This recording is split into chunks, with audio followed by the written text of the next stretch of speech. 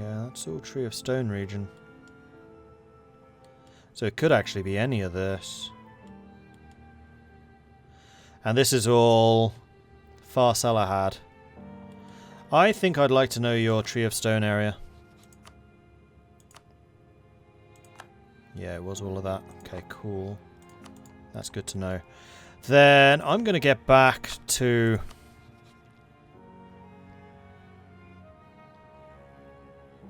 Oh man, the commander getting through all of their debt as well.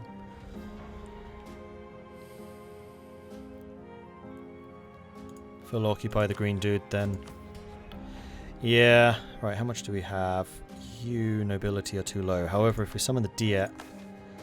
The adventurers...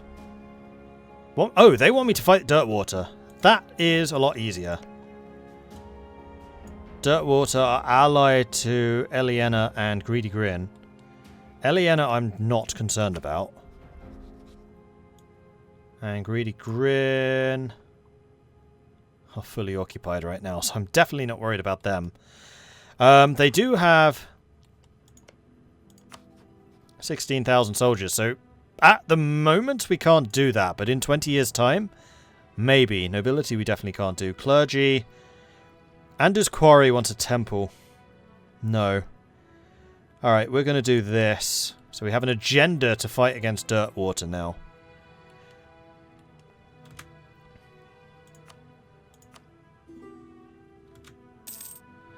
Axbello Cartel.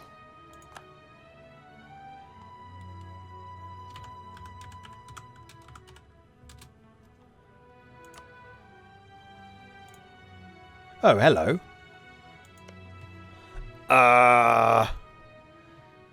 Ruby Dwarves. I think this might be a bad idea.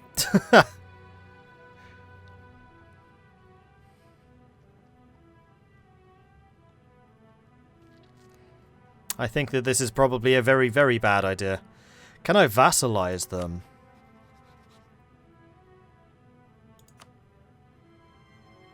Yes. Actually, really easily. Like, just get the alliance and they're probably a vassal.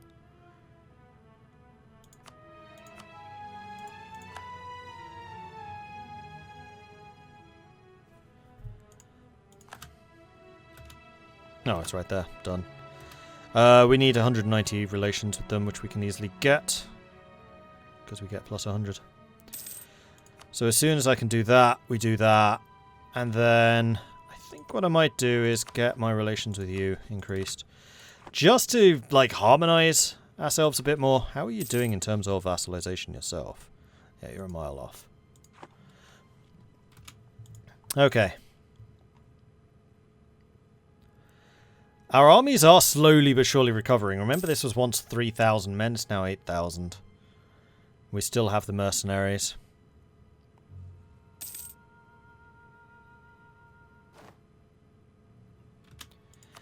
I can get another idea. I can get another offensive idea. Considering where we are... Oh, you know what? Yamil took 7. I bet that they aren't Renaissance either. I definitely have a military advantage over them. I just need the manpower. I just need the manpower. Everyone has more than 50. This is safe. And I am now gaining maximum absolutism and money. I mean, I can tap this for loads of cash if I need to. That's the thing.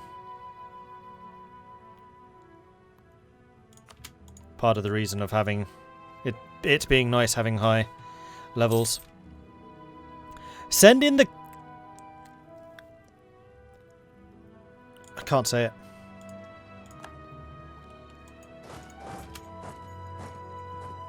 Send in the something. Don't know what they are. I've heard fables of it from the human lands, and more particularly the elven lands. But I think it's just a fad.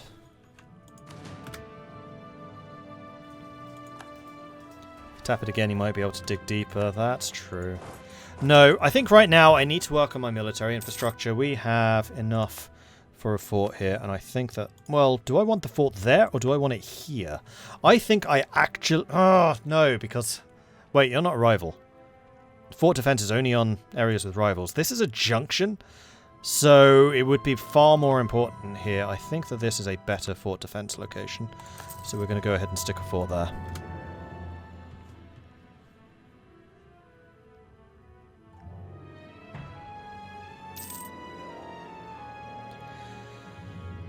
Should keep your dudes in the colonies to get the -2 defensive bonus against the enemy. Yeah, you're not wrong.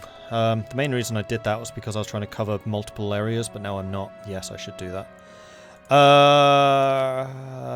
We can get the innovative. I think that would be fine. Do it. Do it now! How close are we? 8 years away. No, we're fine. Optimism. Victory is not just won off the battlefield, but also in the drawing rooms. Our advancement of reason makes our people able to shrug off the effects of temporary setbacks and prepare instead for our inevitable victory. Huzzah! And that would actually be force limits. Actually, speaking of force limits, what are they now? Yeah, we can get up to 24. So we could recruit more if we had the manpower for it. Just like always. If we had manpower, we could do things. Yay! And we are now an entrepreneur. Speaking of being an entrepreneur, you are now 60. I can abdicate you. Which gives me a 555 ruler. And I'm sorry, but I'm going to have to do this, Wilhelm. He's just too good a ruler not to. 135. Air.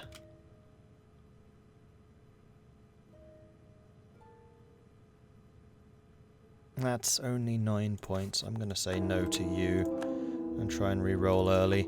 We do need to get a royal marriage, which I could actually do, I think, with you. Or not, because you are potentially not actually Yeah, you are. Dynastic actions. Royal marriage, no. Government form, -1,000. Okay, so we can't marry the adventurers, but we can marry you. We could potentially marry you, Seghilda. Except you don't particularly like us. So I think what I need to do is... Verkal needs to stop, and then we're going to start improving relations with Seghilda. And we're going to form the Great Alliance between the Dwarven holds once more. And there's the army. Let's do it.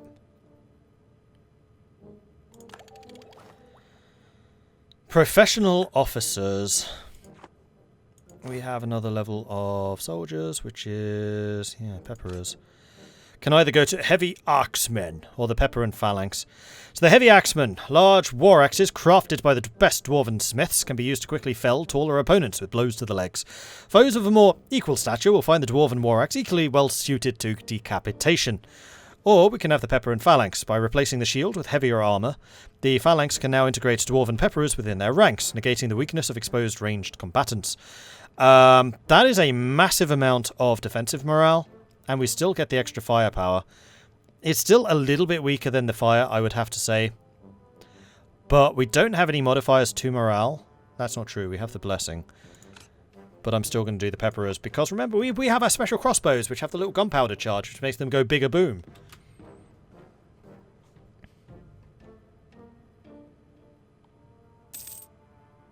Hopefully there are no uprisings while we're doing that switch. Axeman, you want the shock pips. It's just not in the way that this nation functions. We have so many bonuses to fire.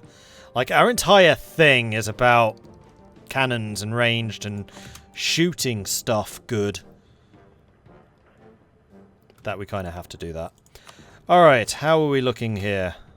Oh, you know... Ugh.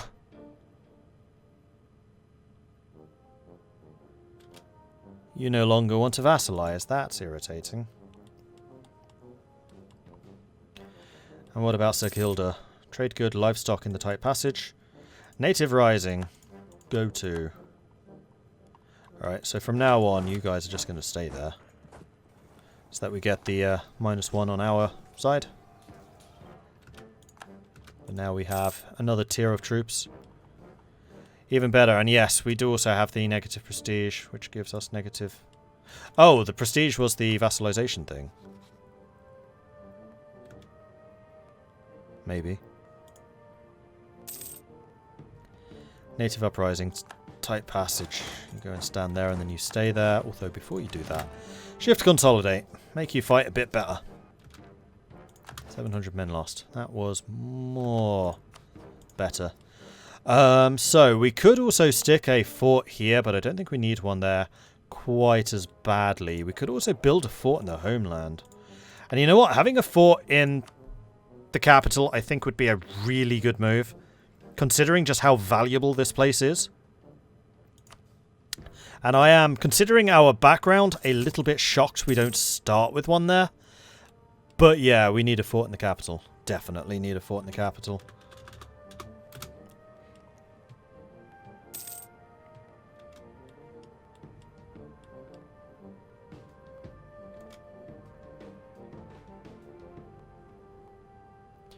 $6,000 manpower short. How's the rest of the world looking? Empire is looking pretty unchanged. Garwerd continues to grow. Nimsgard still looking pretty strong. Bjarnik growing. Frozenmoor growing. Krakdumvor growing. That's probably the biggest success story, actually. The northern dwarves. What the hell just happened to you?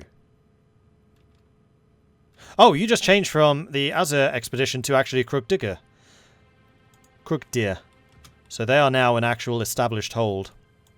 They've been there for long enough. Because there are mechanics which allow the adventurers to settle in the various holds.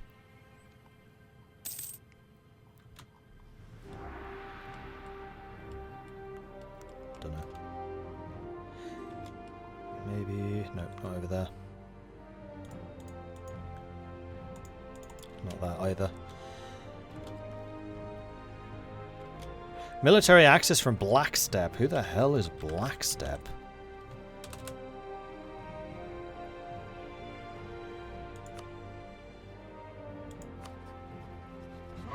Oh, you're a... oh! Wait, no, that's Axbellow. Who the hell is Blackstep? Why is it pulling up... Axbellow?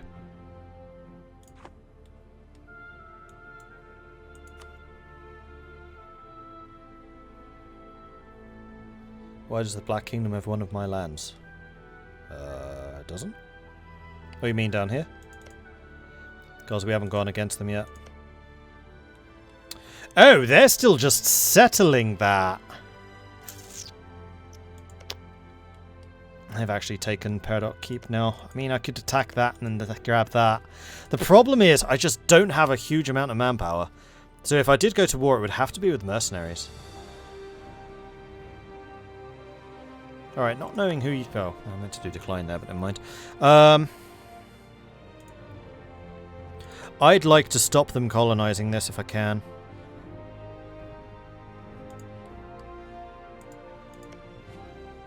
No. There's loans of 4. I mean, we do have the capacity for that now. We're down to just 5 of the really cheap ones.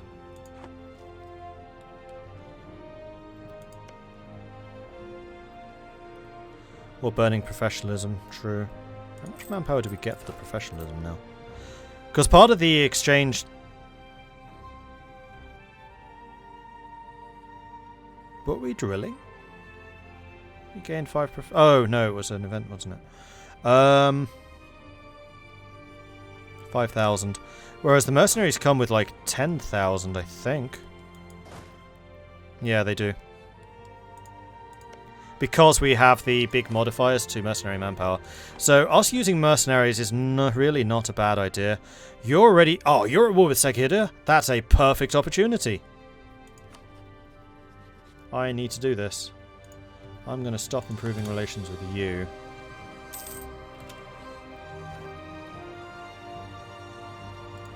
Oh. Era ability. Okay, so... ordinarily... that's really strong for us. +1 tax, production and manpower in every colony we finish. And I think, honestly, it's still really strong. Yeah, I think that's what we need to do.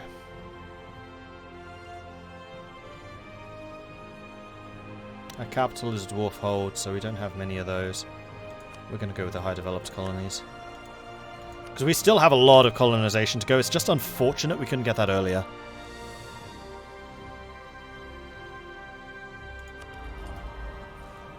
Eberthil gets the Eberthil chip trade. Wow, 50% trade. Oh, it's just like Venice. Decentralization of Anbennar, part of the EOA. Greentide settlers. Oh, that's over here, these guys. Well, the veterans of the Lilac Wars. Canor, which is these guys. Or maybe these guys. Might be these guys.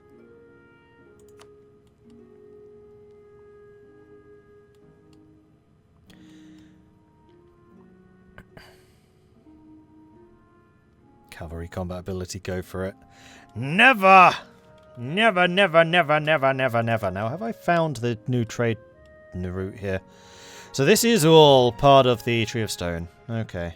And the trade route is actually up there, probably controlled by the command. I think I do need to go after these guys right now. 2 days. Alright, Dirtwater. We're going to do this as a show superiority. None of their allies are going to come in. None of my allies are going to come into this. Confirm.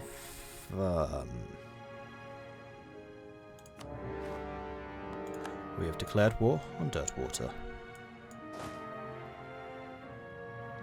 And then I need to get some mercenaries who are all really expensive.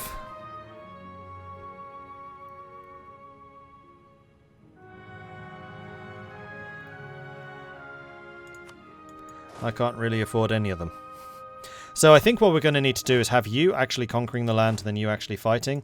And we may just have to lose colonies if uprisings happen. It's going to be really difficult to manage that and also take stuff. War taxes. War taxes cost military power, though. I don't really want to pay military power. I don't really need it. So you make your way down here. I'm kind of hoping that these guys rally to fight us. But what I'm going to do is I'm going to move you... Actually, when is your next uprising due? 6 months from now. And when's yours? 4 months. I mean, I could just leave you here and then fight this entirely with this army. I think that would probably go better, so we're going to leave you where you are. We are then going to go and attack. We're going to take Purdok Keep, but that is going to have to be something for next time. I hope you are enjoying this.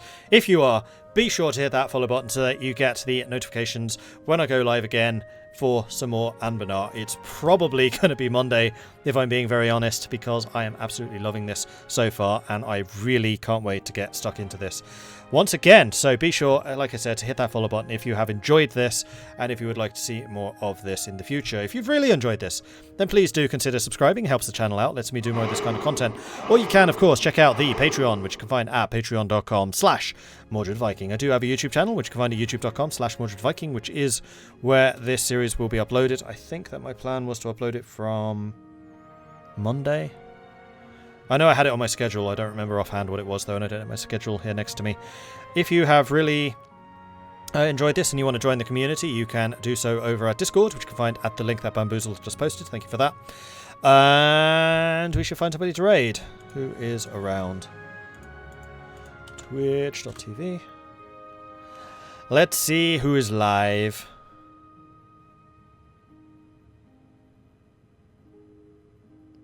Is anyone else doing Anbennar?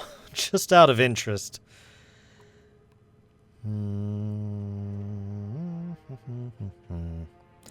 Doesn't look like it. At least not that I'm seeing. No.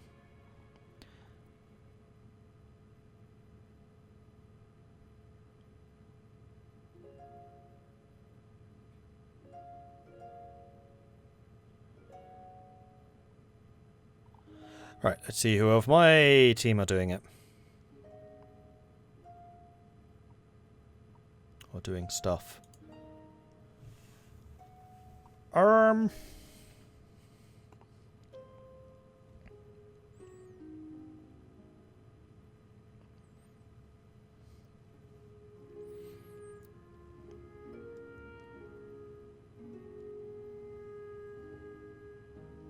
So glad that Templin introduced me to you. Thank you for that. Templin's cool. I like Templin. Alright, we're going to go and raid Prompt Commander, who is playing some Hot to Iron 4 as Nationalist China. Yeah, let's do that. So head on over to Prompt Commander. He's an awesome streamer. So if you have not already done so, and if you like what you are seeing, then be sure to hit the follow button when you head over there. In the meantime, let's do this raid in style. We're going to do Viking raid just like that. Copy it, paste it in his chat, and let's make our presence truly known. Because we are Vikings, we are loud, we are obnoxious, and we raid stuff. If you are a subscriber and you have access to the longships, then you can grab the longships as well. Note that will only work if you're a subscriber on this channel. If you're not a subscriber on this channel, it will just appear as gobbledygook, and you should use just the Viking raid one. Right, that's it for me for now. I will be back again tomorrow. If you like Anbennar, you probably like Dungeons & Dragons, because the setting is basically the same. If you like Dungeons & Dragons, you should definitely come to the stream tomorrow, midnight, Sunday night, going into Monday, GMT, because we are playing Dungeons & Dragons, group of us, the Digital Dragons. I am the Dungeon Master, we are in Icewind Dale, and it's been a really, really good game so far, and I very much would encourage you to come along, watch, and cheer us along, and hopefully not watch party wipes. Anyway, that's it from me for now. Thanks everyone for watching. I will catch you guys next time. Hopefully tomorrow, Sunday. Otherwise, Monday for more Anbennar. Until then, goodbye. Viking raid. Viking, Viking, Viking.